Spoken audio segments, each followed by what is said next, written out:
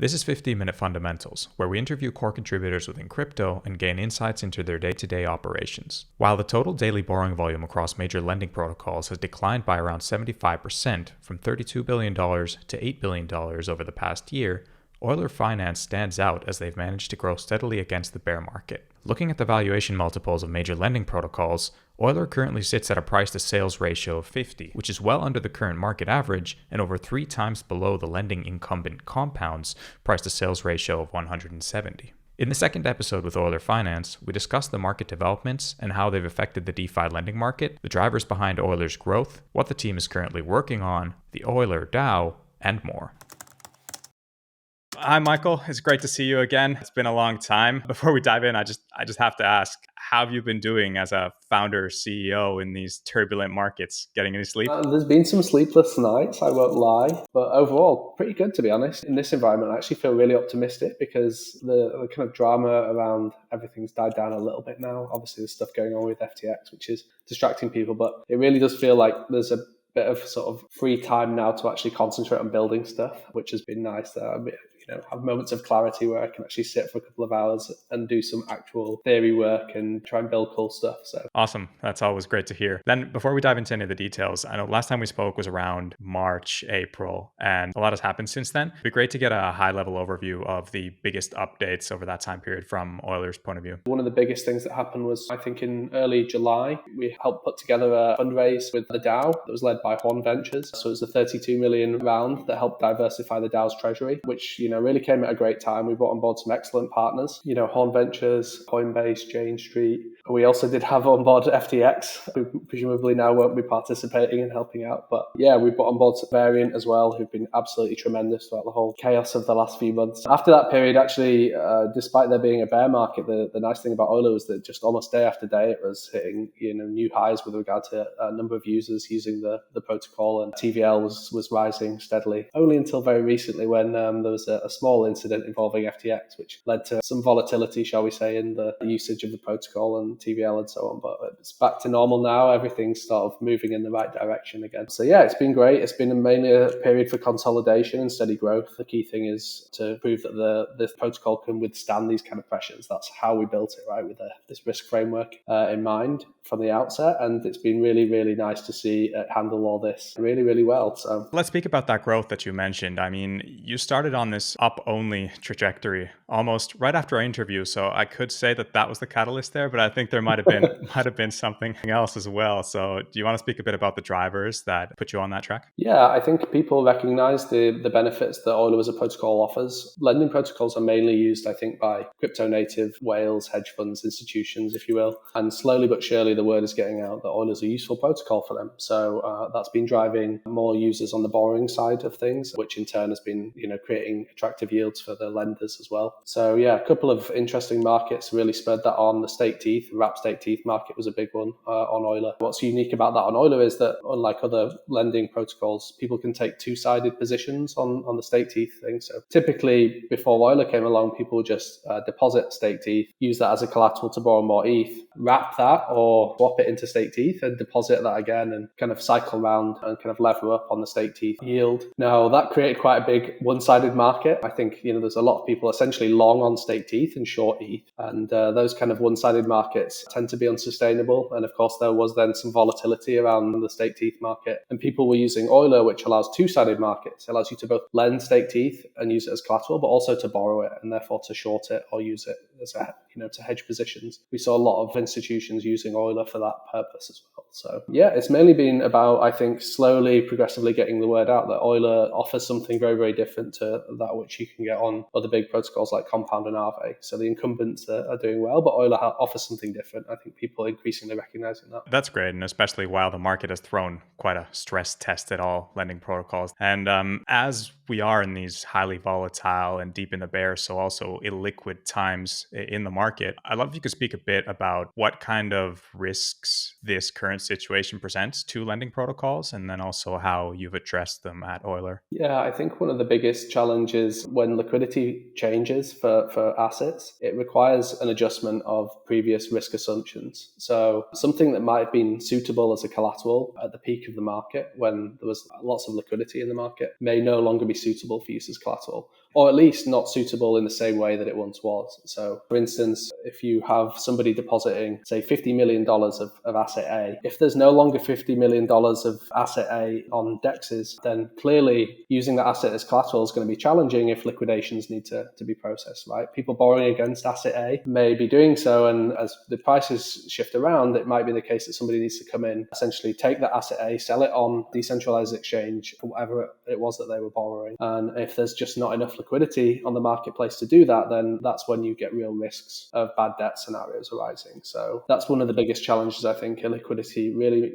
makes liquidations much more challenging for protocols. As to how Euler addresses this, well, there's been a few things. I mean, the DAO, firstly, has taken very sensible steps to kind of be proactive in adjusting protocol parameters. Something like Matic, which was extremely liquid during the bull market, became a little less liquid. And so that was something that used to be collateral on Euler, but which no longer is. The DAO was very proactive about decreasing the collateral factor on that. And indeed, Euler probably has the most conservative set of collaterals of any major lending protocol today. So proactive DAO risk management has been one thing. But in terms of the mechanisms on the protocol, there's quite a few of those as well. I think people already know about the isolated market model that we have, that most of our markets on Euler are isolated, and only the most liquid kind of A-grade assets have more permissive settings, which allow them to be cross-borrowed, used as collateral, and so on. Another major innovation, which was really quite simple, to be honest, but really helps in these conditions, is the introduction of borrow factors on Euler. Most people will know that there's a collateral factor associated with assets on lending protocols. Usually it's, say, something like 0.5, which means if you deposit $1,000 of USDC, then you get $500 worth of borrowing power. On most protocols, that's where it ends, right? That $500 worth of borrowing power can be used to borrow anything. And if you're borrowing USDT, for instance, against USDC, then that's quite low risk because the two are very, very correlated in price. In fact, they're almost always pegged to a dollar, right? If you're borrowing something that's way more volatile or anti-correlated, like Link or something else, right, then these assets are much more volatile compared to USDC. And that means that creates challenges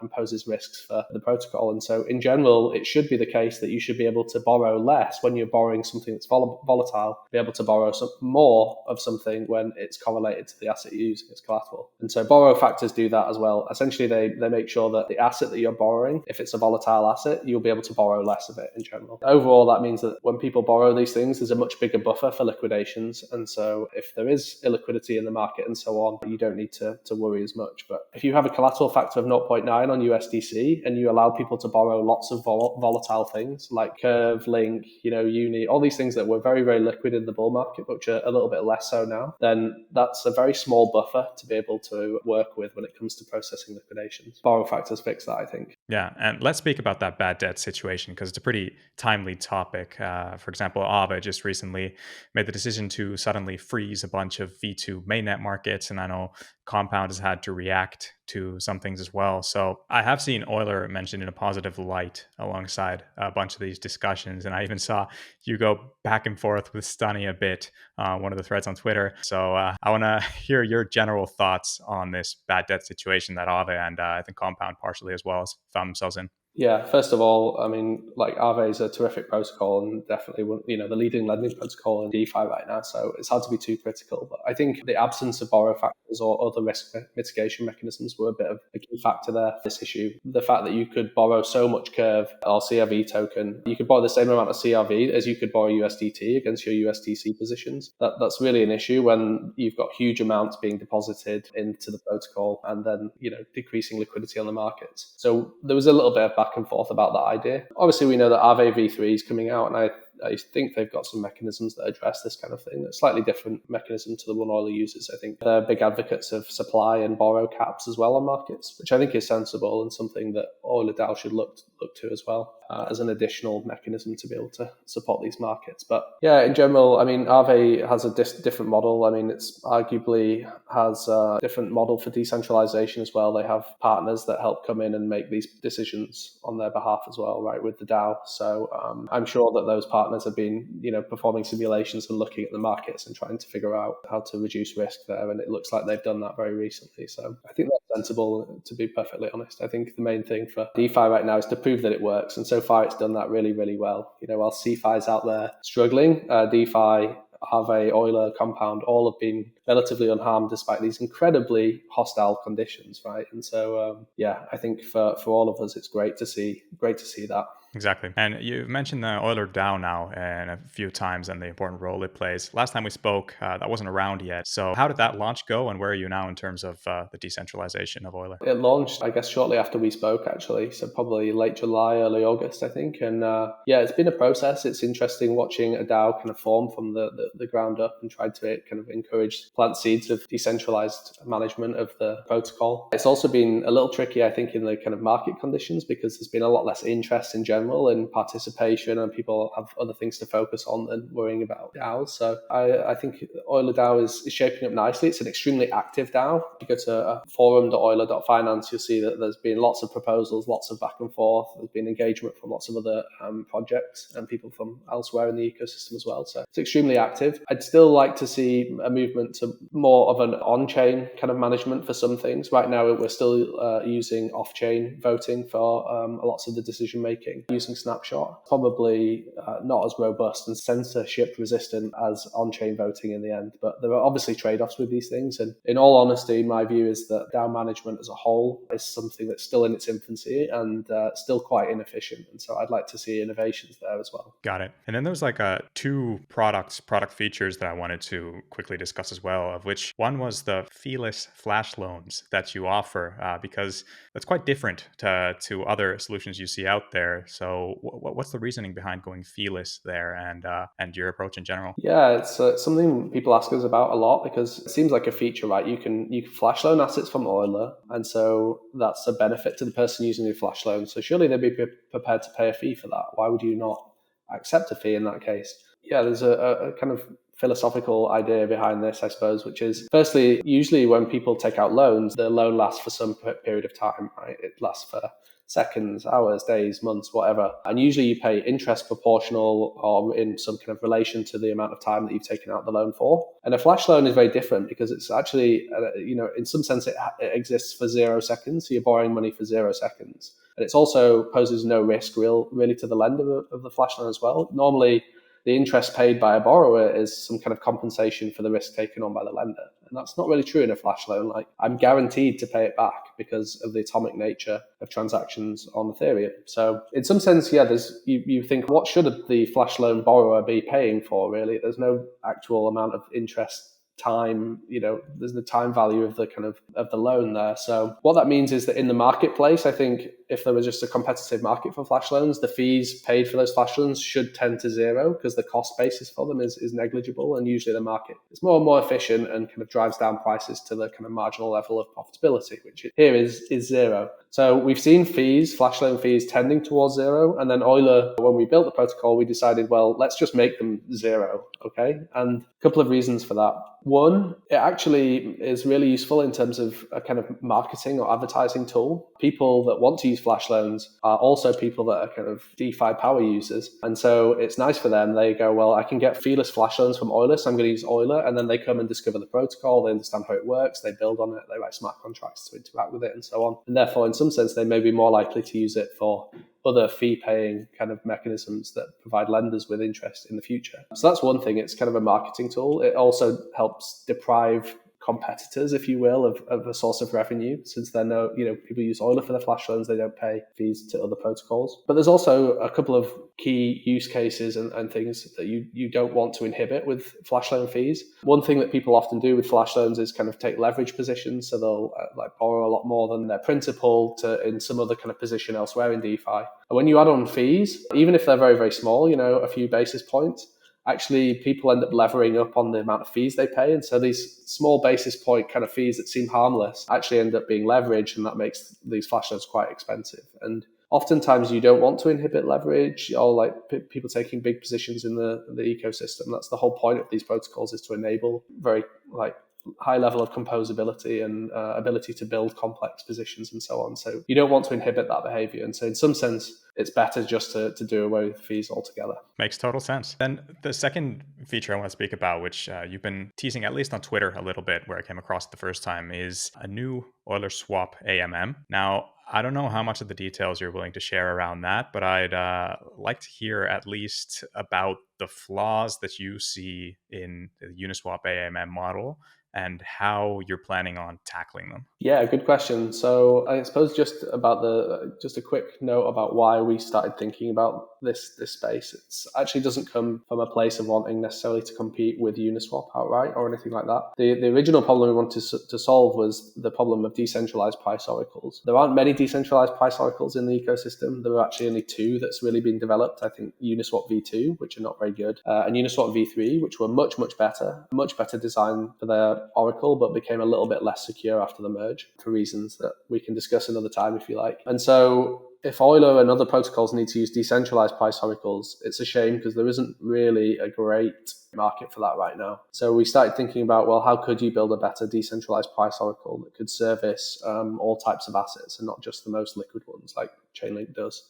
And so, yeah, we started thinking about that problem. You know, that really comes from doing so much research on the risks from Uniswap V3 oracles. We put out tons of research papers and talked about that a lot because we were using them on Euler, like how do you attack these oracles and so on. So we felt like we understood the problem really well, and we therefore felt like we also might understand how you mitigate those kind of problems quite well. And so we started building an oracle, and as part of that process, we came to the realization that the best way to make a secure decentralized price oracle is to kind of embed the security properties in the kind of core of the AMM itself, which is to say that you can't just build like a cool AMM and then put like a cool oracle on top and like it all works. I think actually if you want an AMM that provides an oracle, you want to build the security properties right really deep down into the way that the AMM fundamentally works from the ground up. And clearly nothing like that exists today. So we started building and thinking about Euler Swap primarily as a tool for people to access this decentralized price oracles that are secure and robust against attacks and so on. Moving on to your question though, because obviously to do that, well, it's no good just building another AMM, right? If there's no liquidity, if people don't use it. So you actually have to make something that people want to use, that liquidity providers want to bring assets to, swappers want to interact with, which means it needs to be efficient. And where do we see gaps in the market? You know, where are the inefficiencies in existing technologies? I think what's amazing about Uniswap V2 is that it democratizes liquidity provision, and it's extremely efficient because the market making positions are fungible. And that was one of the things I absolutely loved about Uni V2 is it kind of packaged in retail market makers along with more sophisticated active, managers usually. And Uni V3 kind of did away with that. Obviously that led to an increase in capital efficiency of Uni V3, which is amazing, and it's why it's such a good protocol to use today. But there's still that element lacking, right? That if you want to kind of take positions that are provided to Uniswap V3 and use them in a composable way elsewhere in DeFi, you can't really do that. The positions nowadays are NFTs, they're non-fungible, which makes them hard to use elsewhere in DeFi. And also you've lost that nice romantic vision of DeFi where kind of retail and institutions are on the same page right now. Really, I think to be profitable on Uniswap V3, you have to actively manage these positions, and that is very, very costly to do, not just in terms of time and expertise and knowledge, but also in terms of gas fees. As a retail user, you can't really keep pulling and pushing like liquidity back and forth because the gas fees are going to eat into any real fees that you make from the exchange. So one of the things we want to try to do with Eulerswap, and it's still in the research and development phase, is build an AMM which has auto concentration properties built into the structure of the protocol itself, which allows concentrated liquidity to flow around the current price in different ways for different types of assets. Usually for stable coins, which are things which are very, very correlated, you see empirically on Uniswap V3 that liquidity really, really concentrates very tightly around the current price. And then for assets like, an ETH versus Link pair, you see that you get like a much broader range of liquidity. And of course, that's because the price itself is very much more volatile. And so you can provide liquidity in a broader range and still be profitable. And in some sense, we feel like it may be possible to automate the process of concentrated liquidity for users. So that process of concentration and contraction happens automatically with different types of asset pairs. I think that in the long run may be effective because essentially people aren't required to pay those gas fees to constantly rebalance their liquidity. That's one of the ideas. There's a few other things in there that I probably won't touch on now. The things that we're working on, thinking about a bit more like single-sided liquidity, and also about how you integrate these liquidity positions, these LP tokens, in a more useful way with lending protocols. It's been said before that LPing on Uniswap is kind of like taking a short position, and there's interesting things you can do with that. Then if you borrow and sell an LP position, you end up taking a long position on the underlying asset. And yeah, there are lots of interesting new markets that potentially could be created by having a slightly different token model for fungible liquidity positions on dexes. So that's something else we're exploring. A lot of stuff. Thank you for the comprehensive breakdown of what you're planning on working on. That's great. Then finally, I'd just love to hear about the biggest upcoming milestones and what are you working on from a general and technical perspective. So what's next for Euler? We have two teams really now, these two different kind of projects, the Euler team and the Eulerswap team. Eulerswap's not confirmed as a name, but that's kind of what we call it in-house. The Euler lending team are also working on a bunch of things as well at Euler Labs that we'll be putting to the DAO in the future and see if, what direction they want to take Euler. I think there are a few kind of simple things that could be used to kind of update and improve the way the protocol works. Definitely supply and borrow caps is something that